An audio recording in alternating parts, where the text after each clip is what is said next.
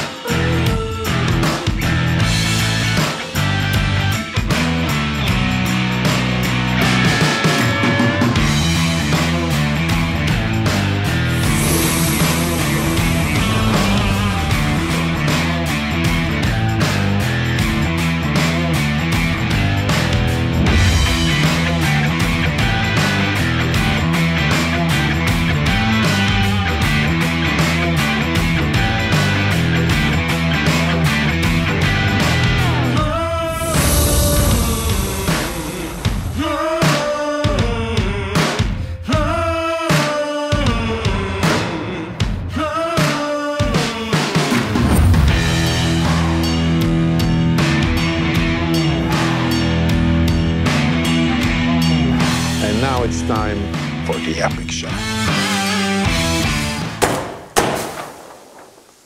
Fuck, die voel ik wel uit.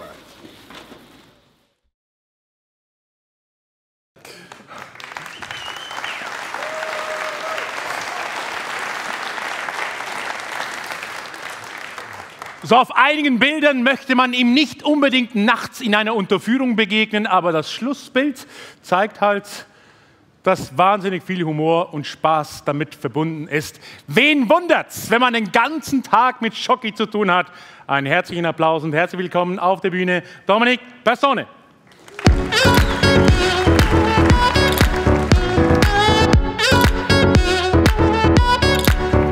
Thank you. Hello. Good afternoon. First of all, I do a lot of presentations all over the world, but the way they treat you here in Chef's Alps, it's amazing. It's very professional. They take very good attention of every detail. So if you're okay, please give a big applause to the organization here. It's amazing what they do for the chefs. So Chef's Alps, all respect of the world. It was really, it's an honor to be here. And then I have a wonderful princess. She calls Lisbeth. She's from Toerisme Vlaanderen. And they support the chefs of Flanders to spread our message all over the world, to show good food and give great philosophy about what we do in the small part of Belgium, Flanders, but we have the guts. All right. So, long time ago, when I had beautiful long hair and I was very thin, I was working in the kitchen in Paris. I was working in the big 3 Michelin star restaurants. And then I fell in love with chocolate. And instead of starting a restaurant, I decided to become a chocolatier and start a chocolate shop. So we started very small in Bruges. We have a very small shop in Bruges. Very romantic. I was working together with my wife, and my mother-in-law came and helped us in the weekend. It was really cool. And after a few years, we decided to start a new shop. And I don't want to be a big industrial chocolatier, but I was very emotional to start another shop in Antwerp. We had the opportunity to start a shop in the original palace of Napoleon. You know Napoleon here in Swiss? Yes, Napoleon. And Napoleon had about 8 girls, I think. He had Marie Antoinette and a lot of girlfriends. And for me, it's very emotional to make chocolates in the original kitchen of Napoleon, where he's making bacon and eggs for his girls on Sunday morning. We deliver a lot of chocolates to Japan, and it's really wonderful to do that. But Japan, it's really complicated. I mean, if you can deliver chocolates in Japan, then the hygiene laws has to be quite big. So we decided to make a chocolate factory, and it's 2,800 square meters. And it's really fun to make chocolates over there. But Belgium have a lot of strange rules, I mean crazy rules. And one of the rules we have is like the logo of your company can be a certain percentage of your building. And for me, of course, as you see, it's way too small. So I was walking in my factory, I said, how can I show the people the chocolate energy, that they feel the chocolate? So I decided to put chocolate on the building. Some people thought it was a painting factory in the beginning, but now they really know that it's chocolate, and it's really, really fun to work over there. The chocolate drips became their own story. And I'm an ambassador of Land Rover. It's a very interesting deal. If they ask you, say yes. It's very, very good. So they asked me to design a chocolate mobile, and I did it for them. It's the Evoque you can see over there. And then in Bruges, we have a quite nice design umbrella factory, and they asked me to make chocolate umbrellas, so it's quite funny too. And now they ask me, they ask me everything. They ask me to make windows, they ask me to promote dog food, but those things we don't do. But they ask me to design shoes. It's not those shoes. We're still working on it. So I say, okay, I want to do the shoes on one condition. If it's white shoes with the chocolate drips, and the backside has to be a chocolate bar. Imagine you're walking in the snow, here in Switzerland, you do, no? Or in the sand, and you have all chocolate bars behind you. It could be funny, but they're still working on it. It's not so easy to do. This is the production zone, and it's purple for color. I don't choose the colors. It's my wonderful wife who does it. And she has an amazing philosophy called the Feng Shui. And Feng Shui means it's a Chinese energy thing. I don't know nothing about it. But when I'm pissing at home, I have to close the toilet because the money flows away if you leave the toilet open. And the Feng Shui says it's very important. She's here, and she's going to kill me afterwards. And the Feng Shui says if you want to have high production, your production zone should be white and red. Because red color makes your team aggressive, and they're going to work a lot, and it's going to be high production. And then she said, no, I don't want it. I'm going to choose for purple, then everybody's very relaxed, and they're going to be slowly and funny, and they love each other. And that's what we want to show in our chocolates, love and fun. So that's the reason why it's purple. We have a test kitchen. And it's a really funny place. We do a lot of tests over there. It's completely, you will see all the spices we have over there. And it's green, because the Feng Shui says green is the color of inspiration. If you have a think tank in your restaurant or in your test kitchen, paint it green. Green is the color of inspiration. And if you don't have the space, maybe you can paint your toilet green. When you're shitting, you have a lot of inspiration. So that's what I did also in my house. It's really fun to work in the test kitchen with my team. We do a lot of experimental stuff.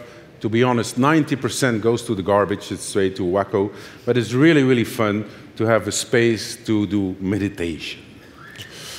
And one day, my son came back from school and he says, Daddy, I had a lesson from a beekeeper and it's amazing. You use so much honey and you talk for years and years if you want to have your own bees. So please start and do a course of beekeeping. I say, okay, we're going to do it.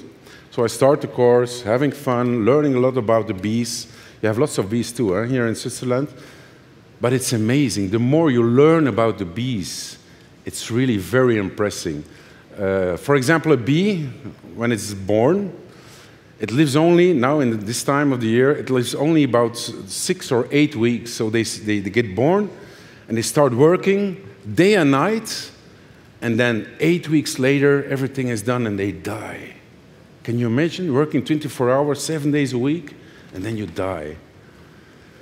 For me, it's amazing. And bees, it's really girl power. They don't need the boys, sorry. They only need the boys in the spring, but I come back on it later.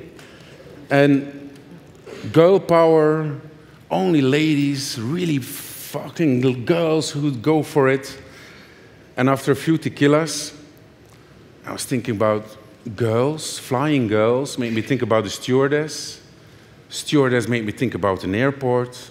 Instead of having the boring bee houses, let's make a chocolate line airport. And that's what we did. We made a real airport, all respect for the ladies, and it's really cool to work on the bees with our chocolate line airport on the roof of our production zone. I do a lot of TV in Belgium, and when you go on TV often, they ask you to do crazy things. So they asked me to be the godfather of the bees, because it's going very bad with the bees worldwide. We use too much pesticides. It's really going bad. And Einstein told us, if there are no more bees, after 4 years, we're going to be dying here in the world, because the bees are very important. And it's wonderful to work with your own honey. We also use the bee wax. So, of course, we have the honey, but we also have the bee wax. And it's very interesting. People who want to do tests in the kitchen. When you're making cookies, instead of just putting butter or other fat on the plate, you can make a mix with butter and bee wax. And then you have small cookies, and you cook them, and the flavor of the bee wax is into the cookies. It's really, really, really cool. And one of the parts that really, really interested me was, I have to try, we're in Switzerland, so I have to watch out for my language. It's in my contract here with Chefs Alps. So every bee family has a queen. And you have to imagine it's spring, and the queen is still a virgin. And of course, she has to get pregnant. And then the lazy guys, the boys, they do nothing. I think it's great to be queen boy. They just laying in the sofa. They bring their food. They do not have to do anything. But then certainly they smell the smell of a queen virgin. And then they have to go for action. So they fly behind the queen. And the queen, she only wants to have the best boys. The boring boys out. So they're very selective. And then she's flying very high, and the strongest boy, the macho boy, is flying behind her. He's opening his pants. He's taking out his, I'm in Switzerland, his love angle thing, and he's putting his thing in. And then he has the seed who's coming out, and then his willy breaks off, and he just dies. And then the next one is coming, flying behind him, takes the willy out of the guy, and put his willy in. And it's happening 20 times when she's flying.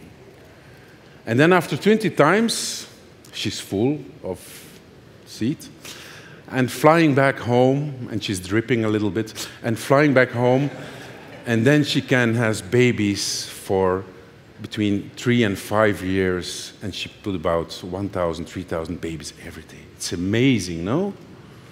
It's not a porn movie I'm telling, It's really, it's nature, it's God who invented those things. So it's really fun. So, ladies and gentlemen, please, don't put too much pesticides in the world. Save the honeybee.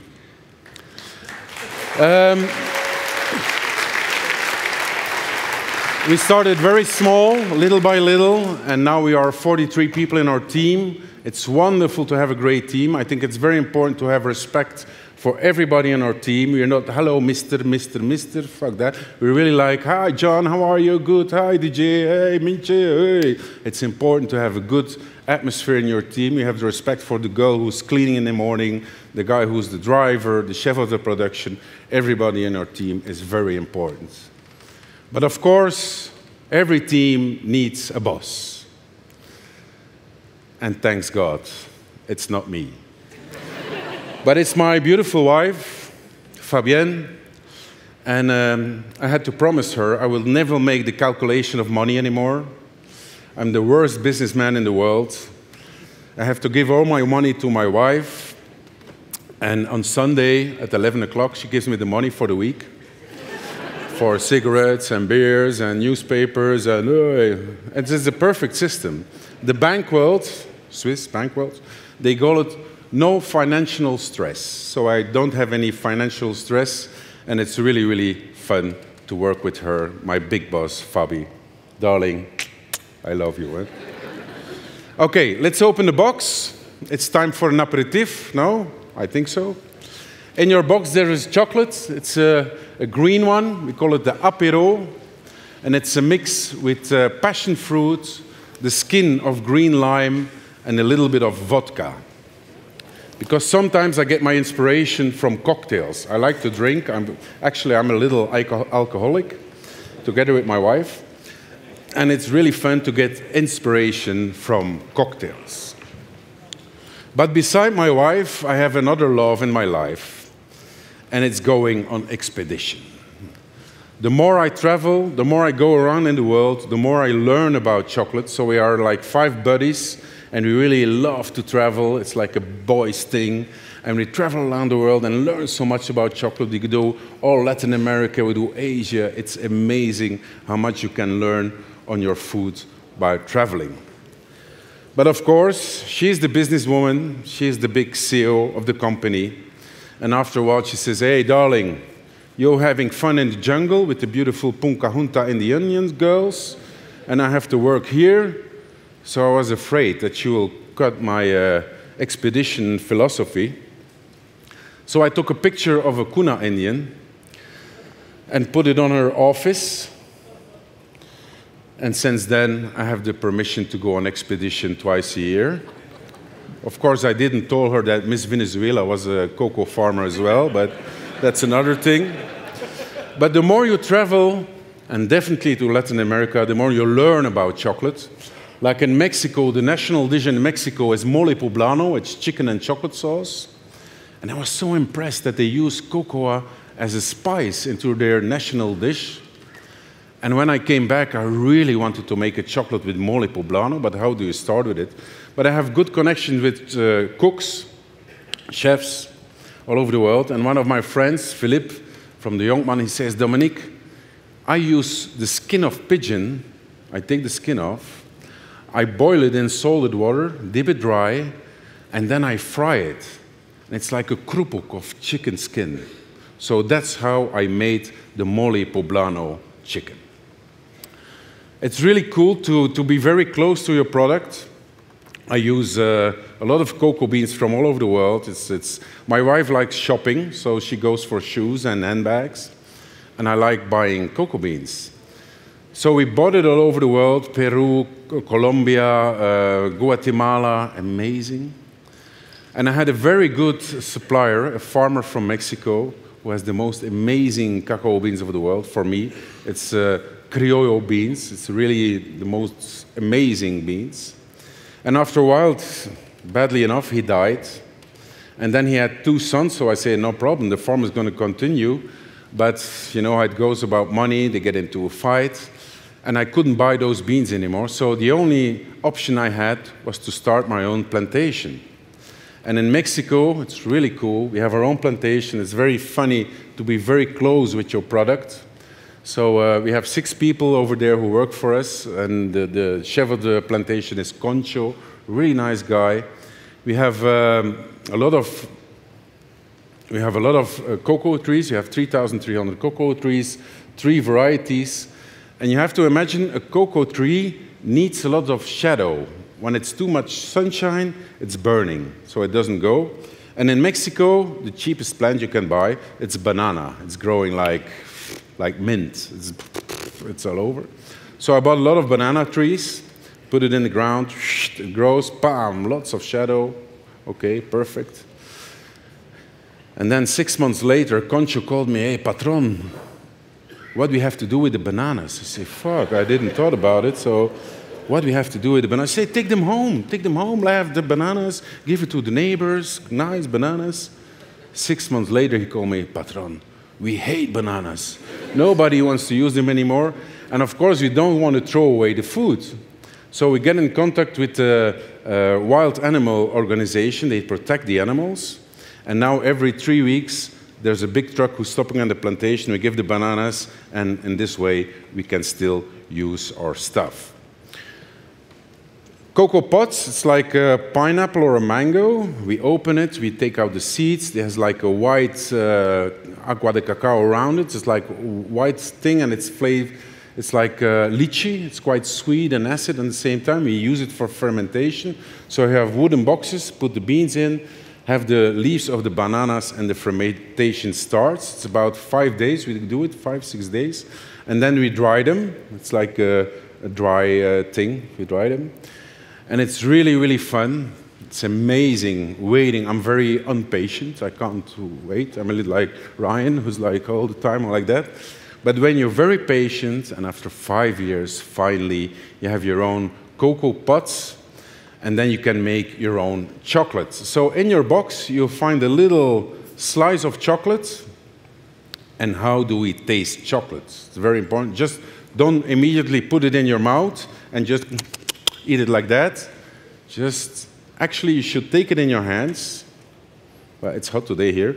Take it in your hands. Let it be room temperature a little bit, and then you put it on your tongue. And don't touch it anymore. Just let it melt, and the flavor of the cacao will come out. Here in Switzerland, they have amazing chocolate, really. As a Belgian chocolate maker, Swiss, respect for the chocolate you make. Wonderful, definitely the milk chocolate, very cool. But the problem is they roast it way too hard. So it is too strong. And even in Belgium, it's the same thing. They roast too hard, roast very low, so you have a lot of acidity who's coming out. I love the acidity of the chocolate that we use. And in the shop in Bruges, we have our own 3-2 bar, so we make our own chocolate that the customer can see, roasting the beans, making chocolate of it, and it's amazing. And even commercial-wise, it's amazing. It's like the cartoon, you know, Tom and Jerry? Tom and Jerry, that they are following the smell of the roasting chocolate. It's commercial-wise, it's very interesting too, but it's really fun. So take the chocolate, let it melt, and relax. Of course, on the plantation, we have our own honeybees. It's the Melipona. Wonderful bees, very small bees. They cannot stick you, but they're very important for the flowers and all the vegetables and the spices that we have on the plantation. Because of the collaboration with the Animal Protection Organization, they really help us a lot. Because a few years ago, we had problems with the rattlesnakes. We had a lot of rattlesnakes in the plantation, and then they discovered an illegal boa club, who, you know, the boa snakes, it's like very big snakes, and they have about 60 baby boas, and they give the boas to us, and the good thing is that the boas are eating the rattlesnakes, so in this way we keep the balance between the rattlesnakes and the boas. Yeah, this is my wife, and we have dogs, and it's really, really fun. And this is Benny. On the plantation we have monkeys, spider monkeys. Really cool guys. This is Benny. He's blind. He's coming from a circus because a certain part of the plantation have too many rocks and stones, so it's impossible to put trees in the plantation. So we decided, well, my wife decided to put a big cave over there, and it's like an adoption center for the spider monkeys. But you can see the baby monkey. Even if you're blind, you can still do your job on the plantation. And the idea behind it is that the plantation is in a national park, so it's forbidden to go hunting and all that stuff. So the idea is the babies we can leave again, free them into the plantation, and that's we hope we can help the monkeys a little bit. My wife is a herborist. Is it English? I don't know. A herborist. So she did studies on spices. When we have a fight, I have diarrhea the day after. I don't know how it comes, but she's a spice specialist. And so we have our own vanilla, we have our own cinnamon, we have all different kinds of chili peppers on the plantation. And we dry them, and then we sell it in the shop, and the profit goes to the animals to help them and to support them on our thing. The plantation is really, really cool. We're very happy about it. And 1 year ago, I get René Redzepi from Noma. He called me, he says, Dominique, we're going to do a pop-up restaurant in Tulum. We would love to use your cacao in our menu. Can you please help me? And it was the most amazing thing. And I really tried to inspire René about the products we have in the plantation, like this, for example. These are the babies of the wasps, not the bees we keep, but the wasps. So in Mexico, they call it the caviar of the Mayas.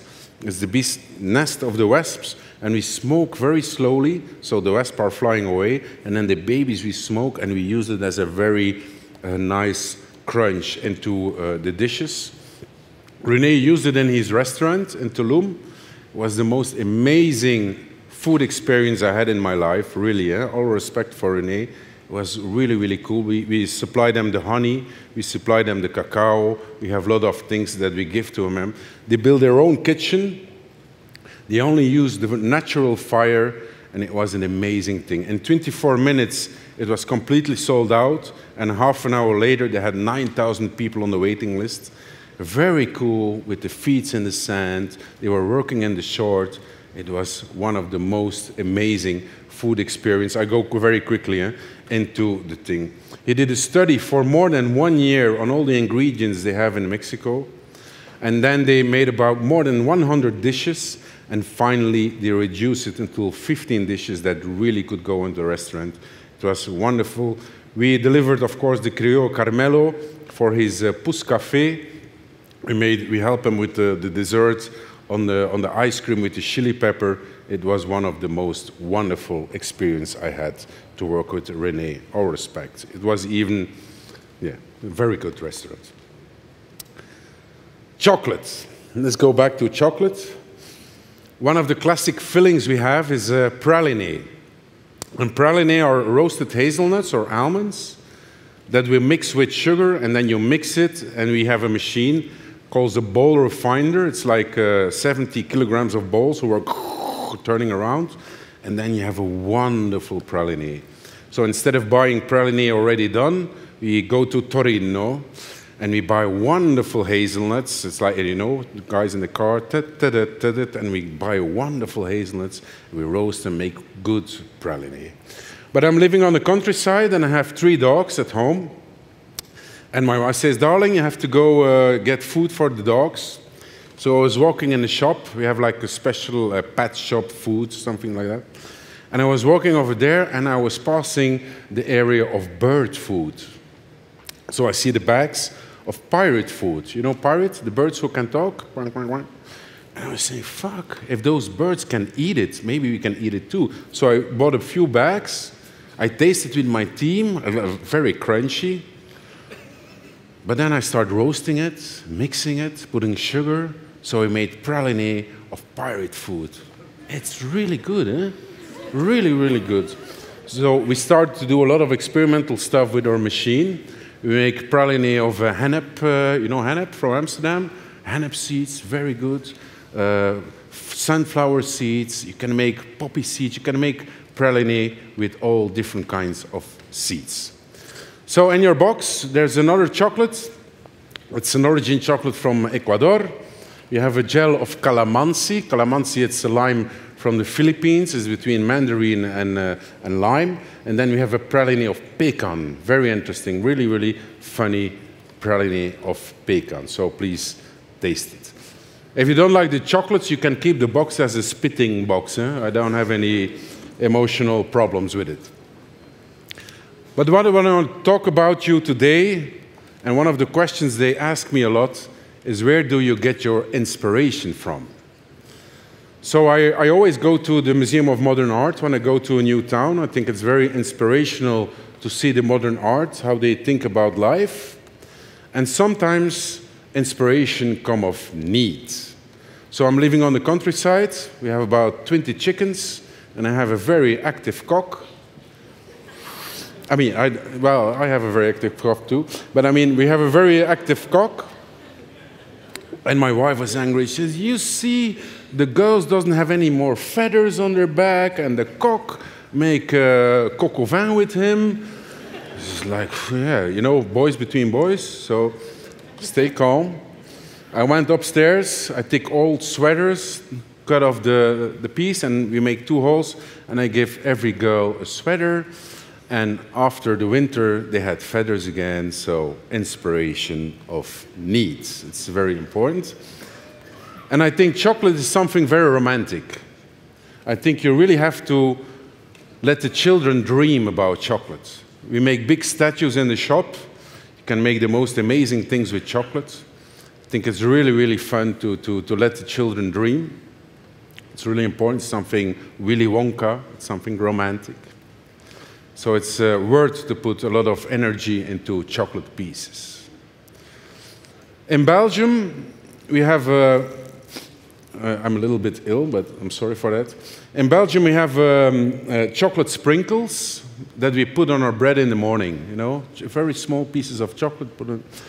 And officially, they call it hagelslag. Hagelslag is something hagels. But everybody in Belgium calls it mouse shit. So we're selling it for years and years, hagelslag, hagelslag. Yeah, mouse shit, mouse shit, mouse shit. And then my wife says, darling, everybody says it's mouse shit, let's change the packaging. Let's call it mouse shit. Maybe we can change the look. Maybe we can make a painting of a mouse who's shitting on the toilet. So we did it, and the sales went up to 300%. And then she says, darling, make a shitting mouse. I say, okay, make a big shitty mouse who's shitting on the toilet. And then I'm on my move, eh? Say, I make big cow shit, you know, cow, the flat. Yeah, you know, here in Switzerland, cow shit, flat. And I make rabbit shit, and I make dog shit. I make all different kinds of shit in chocolate. Just for the window. But everybody wanted to buy it. Say, yeah, I want the dog shit. It's just a window. No, please, can we buy it? I sell dog shit, you can imagine. Why I'm showing you this? I think we, and in Switzerland as well, we're 2018. I mean, the customer today wants to have fun. Don't make show your balls, go for it, and you can change the world. Everybody wants to laugh, we want to have fun, we can make crazy, funny things. This is another example. One of my customers, she was pregnant from twins. And it's a new thing in Belgium. When you're pregnant, you do like a girls' night, you know, girls' night? You do girl party. Yeah, we're not allowed to get in, eh? And then she wanted to announce that she was pregnant from twins. And she says, Dominique, you have to make the dessert for me. I'm going to do a party, please. Okay. So, okay. It was a nice girl. So I said, okay, I didn't do it. So, is it a boy or a girl? I don't know. So we have names. No, I don't know. Say, where do I have my inspiration from? I don't know. So then I went to the basic. So here you have a gel of mango, a white chocolate mousse from lemongrass, praline of pecan, and of course, the small crocodiles of chocolate. I'm one of the chocolatiers who are in the Michelin Guide, and I make quite funny combinations, but in the beginning everybody thought the cook who makes chocolates is just wacko. But little by little I get more respected.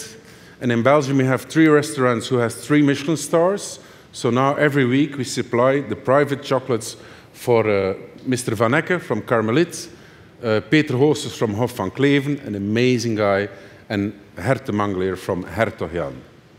It's really fun, and I think it's very important to work together because they give me a lot of inspiration. When I make chocolates for them, I always ask a little thing to get my inspiration. So in your box, there's a small chocolate from the #1 restaurant of Belgium, Peter Hoosters, Hof van Kleven. It's an origin chocolate from Peru. It's a gel of griot. Griot is a very acid cherry.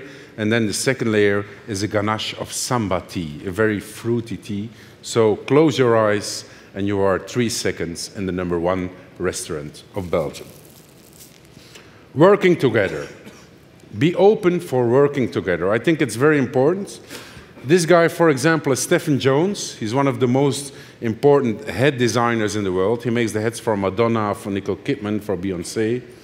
And he asked me to make a collection with him because he was doing a world tour, going to Milan, to Japan, and he wanted to make a collection together inspired by chocolate and his head. It was amazing. I learned so much about that guy, about design, about his philosophy. It's really important. Don't only stay in the kitchen or in the restaurant. When you work together with other guys, you can really make amazing things. Same thing with Land Rover. This is Johnny Boer, the #1 chef from Holland, Sergio Hert, David Martin. We make together a collection of Defenders, and it was really, really fun to work with those guys.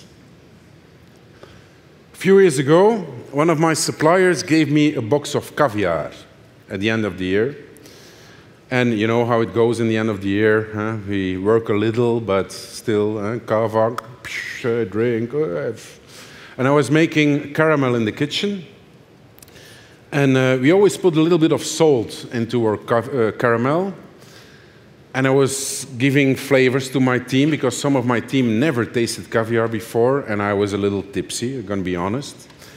And I say, instead of putting salt in my caramel, let's put a little bit of caviar. So I put it in, and the heat of the sugar was so hot, so the caviar starts popping. I say, okay, it's burnt, it's finished. And then the day after, I came back in my kitchen and we tasted caramel, and it was amazing. The flavor of the caviar was really into the caramel, and then we decided to make a new collection, caviar chocolates. It was really, really fun, and we didn't use any alcohol. It was really amazing from flavor. The balance between salty and the sea and the sugar was wonderful. I'm a tattoo guy. My mother hates it. They say you're a fucking criminal. I take so long care of your body. I put the cream when you were a baby, and now you're doing this. Let's not do that discussion today. But that bald guy over there is Henry Haight, and Henry is one of the most famous tattoo artists of London. He makes all the tattoos for the family Beckham, you know, the football guys, and for Alexander McQueen, the designer, and all the tattoos of Amy Winehouse are from him, and some of them mine. So I was laying there, and certainly the brother of Amy came in and says, yeah, where are you from? Yeah, Belgium, chocolate, cool. Yeah. What you do tonight here? Yeah. Okay, let's have some tequilas tonight. You know how it goes, eh? Food, fun, alcoholics. Yeah. And then after a few tequilas, I say, let's work together. Let's make something really funny. Let's make a chocolate tattoo collection.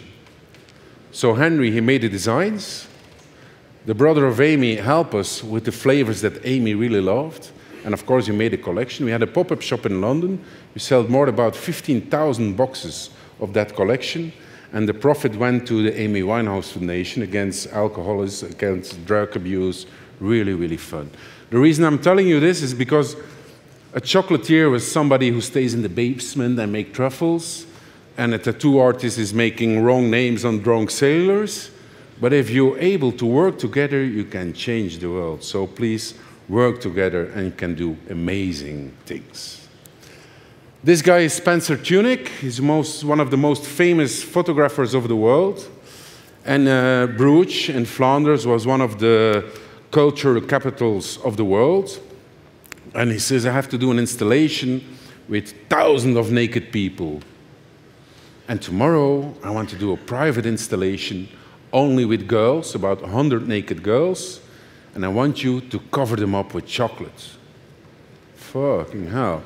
I don't know how it goes in Switzerland, but in Belgium, you go to your wife, say, darling, can you give me the permission to do it? And my wife says, do they pay? Yeah, okay, go. So I was there, and you have about 80 naked ladies laying over there. I was very stressed, because now they lay down, it's okay, but when they wake up and come close to you, it's very claustrophobic. Eh? You don't want to move anymore as an only boy. It was a wonderful installation, really, really fun. Spencer was very happy about the results. And then he says, Dominique, now I want to do a second one, only with naked boys and white chocolate. I'm very open-minded, but put guys in white chocolate, I was like, whoa. Huh? So I made the chocolate paint, and I say, darling, that's important. Eh? In Belgium, we always try to be in balance. Boys and girls, in your relationship, balance.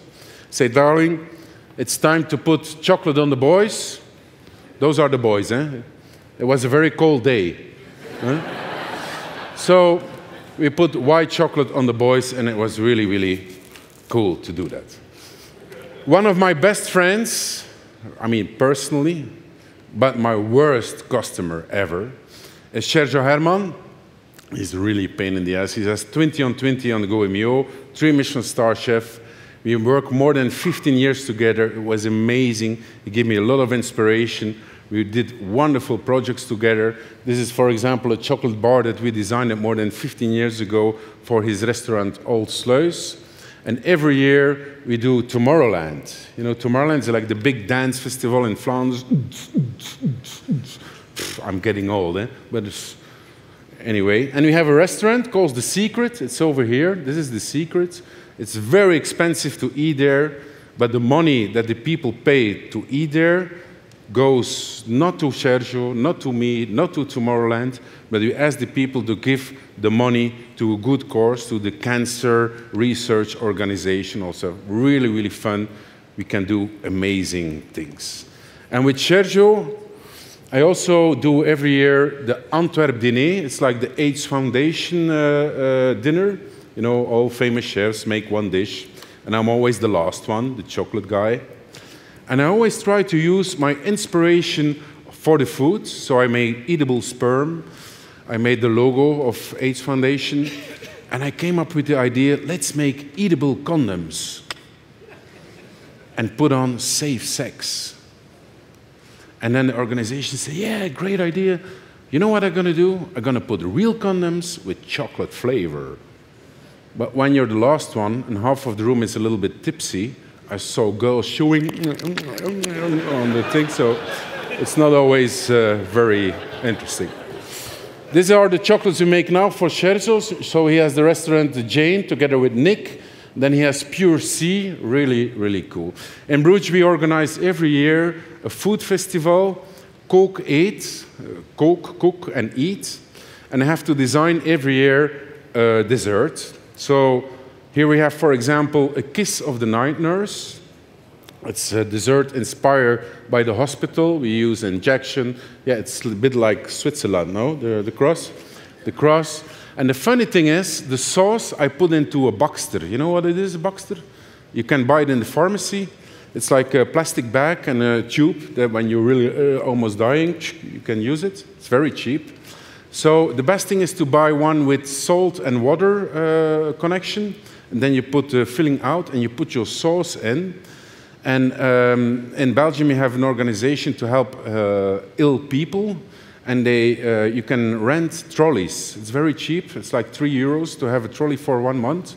And then the girls went to the carnival shop and were dressed like sexy nurses. And they come with the trolley with the sauce and put the sauce on the dish.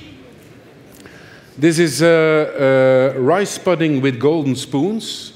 In Belgium, we believe when you go to heaven, you eat rice every day with golden spoons. And so there was a dessert completely designed by rice and spoons. So it's a chocolate spoon. We have marshmallow wings. We have ice cream of sake. Really cool. This is what's on Dominique's mind. It's a dessert based on marijuana and gin. Very nice. This is Choco Boy. It's a dessert when I was working with the Fat Duck. An ice cream based on bacon and eggs. This is stutte met choco. So stutte met choco, it's a dialect. It's a slice of bread and chocolate spread. Because sometimes you don't have any inspiration. And I'm quite boring. Eh? Every morning I'm having the same breakfast. A slice of bread with chocolate spread. And I was like, fuck, I have to make a dessert and I have no inspiration. I was looking at my breakfast, slice of bread, chocolate spread. So then I decided with my team, all the ingredients you need to make bread and to make the chocolate spread, we're going to put it on the table. And with all the ingredients, we're going to make a dessert. So that's why it's a stutte met choco. This is Belt Aspe moet het congé. Aspe is a quite famous police TV show. So call Aspe out of his holiday, something like that. Really, really fun, inspired by the crime scene. One of my good friends is Albert Adria from El Bulli, of course, and have a lot of restaurants now in Barcelona. And the thing I do with Albert, of course, we have a lot of porn movies we send to each other for fun, but the thing I do with Albert, it's to keep on motivating our team. And that's very important. I'm sure there are a lot of amazing chefs with amazing teams here, but you have to keep the spirit in your team. And how can you motivate your people? The thing I do with Albert, every year he sends somebody from his team to my production zone, and those guys get into a new world, learn how to make chocolates and have fun. And that's how we try to keep on motivating our team. Another friend of mine is Alex Atala. The girls in my shop say, that's the most sexy chef of the world. Alex Atala. And Alex has a great heart. We do amazing things. I was invited last year to do a quatre-mains with him as in his restaurant. We did the crazy, crazy stuff. But I met Alex a few years ago to do a presentation together in New York and in Flanders and in Peru. And Alex said, let's find some inspiration for a presentation. So he invited me to Manaus. It's the capital of the jungle of the Amazon. And I saw the food market in the Amazon. It's amazing. Eh? Here in Europe, you think, yeah, we know everything. We know oranges. You come there, 10% you know, the rest you never saw in your life. So I went with Alex into the jungle. And on a certain moment, we saw backpackers. You know backpackers? The guys from the United States who go into the jungle. And they were catching small yellow frogs and licking on it. I said, Alex, what are they doing? Oh, don't you know? If you lick on the frog, you're high for 2 days. I said, whoa, that's cool. So what we did, we make small chocolate frogs, fill it up with the typical flavors of Brazil. It's cilantro, coriander, chili, and lime. And on the frogs, you put lidocaine. You know lidocaine? When you go to the dentist, so for sleeping your teeth. So we were telling the story about the backpackers. The people had to lick on the frog. You cannot talk for 2 minutes, and then you could eat the frog. Really, really nice. In your box, we have the chocolate Brazil, inspired by Alex. It's a gel of lime with cachaça, and then cilantro and chili. I work together with Jockey from the Fat Duck, the chef of the Fat Duck test kitchen. We did the most amazing things. It's really, really fun. Again, work together and you can make amazing things. So one of the things I really wanted to show to the guys was sucir. It's a spice that the Mayas used to make their chocolate drink. And they believe the more air you put into your chocolate drink, the better cacao flavor you have. So we decided to build like an aquarium in glass with helium gas. And instead of putting just ordinary chocolate, we use the real Maya recipe. We put on the helium, and certainly it tastes like a volcano. The more air, the more flavor. And sometimes it goes wrong, so poof. And certainly the chocolate starts to fly. You're like, wow, cool. So it goes up, and then all the helium gets out again, and all the chocolate fell to the floor. So it's not always a good idea. One of the guys who's also a member of the Fat Duck think tank is Professor Charles Spence. I think on the food world, he's one of the most important food professors we have. He did the most amazing research on food. Together with Bernard Lahousse from Food Pairing, very interesting research they do on flavors. I think it's important too to be open and work together with scientists. This guy, for example, is Professor Paul Bohm, and it's the brain specialist. So he asked me, Dominique, everybody says chocolates make people happy. So let's do research. He has a machine called an MRI scan. So he had volunteers put in, it's like a laundry machine. You put people in, you take pictures of your brains, get the people out, put it full of chocolate, put them back in again. And we could really prove that chocolate really, really makes you happy. It's fun, you know? Chocolate really makes you happy. And he told me, Dominique, you know, natural in chocolate, there's a hormone. And we call it the love hormone.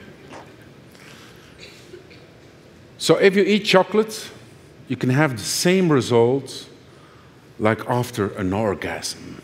Oh, cool. The problem is you have to eat 7 kilograms, so it's bad for your liver. But we did the research, and it's like the hormone you put into your chocolate, you can only eat 10 grams. And our body has a protection system. When you have too much of that hormone, you piss it out, it doesn't work. So we deblock the block system, it's with a Chinese pepper, and then we taste it. It's amazing. Eh? You can't walk anymore, you're really like, whoa, whoa. Are you very happy? It's about 10 minutes. It was not allowed for the Food and Drug Administration in Belgium to put it in production, but the research was really funny. He told me, Dominique, you know, the big brands of lipstick, Chanel and Dior and the lipsticks are based on cocoa butter. Because you girls, you eat a lot of lipstick in your life, eh? You know that? You put it on, and we too, eh? When we're sweet, saying, all right, darling, we can have a lot of lipstick too. But cocoa butter is quite boring to taste, so for me it's not logical. And I made chocolate lipstick. I'm going to try to do it well. Yeah. So it's a chocolate lipstick. And in Belgium, in Flanders, we have a special dessert, a very classic one, called Dame Blanche. It's vanilla ice cream with hot chocolate sauce. And when I do parties, instead of giving hot chocolate sauce, I give everybody a lipstick, also the boys. And then you eat your ice cream, and each time you eat it, you have your flavor. Yeah. Who's the lucky one? Up? Yes? Okay. So sometimes you have a product that after a while goes for his own story, because you can kiss with it, you can make marks on your body on it. It's kinky stuff. A few months ago, I had an email from an English customer, and he says, Dominique, your anal cream is amazing. I was like, yeah. So. A few years ago, I had the honor, together with Sergio, to organize the birthday party for the Rolling Stones. And they asked me to put a lot of fun into the menu. So my démaquillant is not discovered yet, so I'm still here. So they asked me to make a funny menu, and one of the things we did, we made a machine inspired. My grandfather had a machine for sniffing tobacco. You know, do it here in Switzerland? I don't know. It's sniffing tobacco. So it's like a little wooden machine. And we made a mix with chocolate, but if you just sniff chocolate, it doesn't work. You have like a chocolate jellyfish in your nose. So I say, I need something with power. I made a mix with chocolate and chili. That was the most stupid idea ever in my life. It was hurting a lot. But finally, we made a mix with chocolate, mint, and ginger. And the mint really opens your nose, and you have the chocolate who stays in your brain. Everybody was against it. So it's like a little catapult. I'm going to quickly show you. So we have the powder here. Okay. It's simple, eh? 1, 2, 3. In the beginning, it really gives you... It opens your brains. And then it goes down. Not yet. And then you have like the chocolate who stays in your brain, and then we brought the chocolate dessert. Of course, if you have the Rolling Stones to do promotion for a new product, it's very interesting. I would say yes too. In the meantime, we already sell more than 25,000 machines all over the world. Where did I put the clicker? Oh, somebody took it away? No? Oh, where's my clicker? Oh, here, okay. I go quickly, otherwise I know you're going to kill me. So, sniffing ingredients, there's a lot of discussions going on in the world. I just do it for fun. Don't think too much. Of course, it's much better to eat a piece of chocolate, but the customer today wants to have fun, really. And last year we had a lot of, they blocked the whole area of our shop because we had very high-class customers. And it was our wonderful Queen Matilda from Belgium, and she invited, I think, the most beautiful queen of the world, the Queen of Jordania. And believe me, the first thing she asked, "Hi, Dominique, where's your sniffing machine?" Like, Your Highness, maybe it's complicated to do it with all the press, but they bought 8 machines, eh? I think in the Palace of Jordania, there's a lot of party going on. In your box, you will find a chocolate. It's a caramel of yuzu. Yuzu is a Japanese lime. The second layer is ganache of raspberry and blueberry. We had the Golden Award or the International Chocolate Awards with this one. It's really fun, originating chocolate from Dominican Republic. And to be honest with all of you guys, it's very important to keep your guts. I do stupid things, and thanks God I have a wonderful wife who hit me sometimes, like, you're crazy.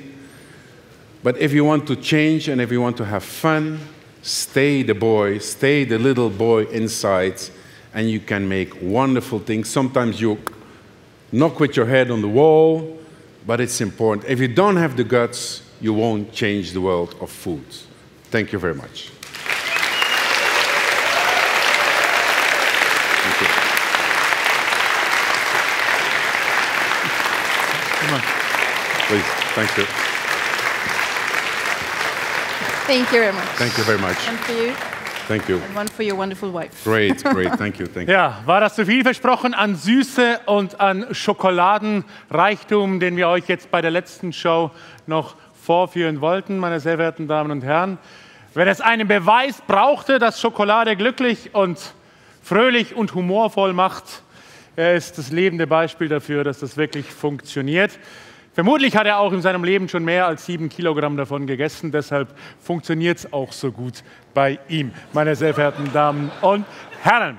Gut dabei ist, dass es alles live auf Facebook zu sehen war, können wir uns dann natürlich noch anschauen auf YouTube, wenn wir den einen oder anderen Move vielleicht etwas verpasst haben und etwas für unser eigenes Leben noch mitnehmen können. Abgesehen davon, von der hormonellen Struktur der Schokolade, die sich offenbar auch auf Chocolatiers in buchstäblich erhebender Art und Weise auswirken. Meine sehr verehrten Damen und Herren, Dominique Persoone. Thank you.